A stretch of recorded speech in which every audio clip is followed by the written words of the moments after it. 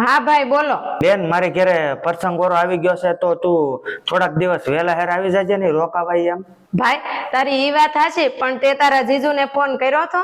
બેન મેં એને ફોન નથી કર્યો, તને ખબર છે ને મારે એની હારે બહુ નથી બનતું, એટલે મેં તને ફોન કર્યો છે, તું એને કહી દેજે. ભાઈ હું તારા જીજુ વગર પ્રસંગમાં એકલી નહીં આવું. અય તારા ભાઈની ઘરે પ્રસંગ છે તે તું જવાનું કહેતી હતી તો તારે તૈયારી થઈ ગઈ છે બધી?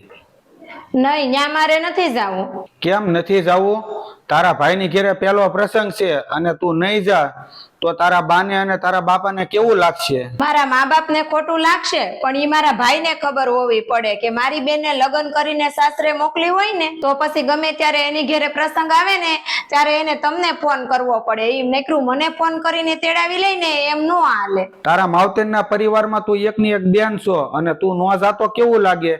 એ મને ભલે નો બોલાવે પણ તું પ્રસંગમાં હાજરી આપી આવજે, આપણે એની જેવું નથી થવું. તમારી વાત સાચી છે, હું આડા દિવસે તો મારા મા બાપ પાસે આટો મારી આવું છું, પણ પ્રસંગમાં નહીં જાઉં. જ્યાં મારા પતિની ઇજ્જત ન હોય ત્યાં મારું શું કામ છે? પછી ભલે નહીં મારા બાપાનું ઘર હોય તે શું થઈ ગયું? અને આમે તે લગ્ન પછી મારું ઘર આ કહેવાય, મારા બાપાનું ઘર હવે મારું ઘર ન કહેવાય. મારે આ ઘરમાં જેમ રહેવું હોય ને એમ હું રહી શકું, અને હવે હું મારા બાપાની ઘેરે જાઉં ને તો હું હવે મહેમાન જ કહેવાઉં. એટલે મારા પતિની જ્યાં કિંમત ન હોય ને ત્યાં હવે મારે ન જવાય.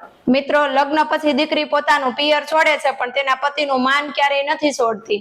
સંબંધ માત્ર લોહીથી નહીં પણ માન સન્માન અને સારા વ્યવહારથી જીવંત રહે છે. મિત્રો, તમને અમારો વિડીયો સારો લાગ્યો હોય તો લાઈક કરો, કોમેન્ટ કરો ને વધુ લોકો સુધી શેર કરો.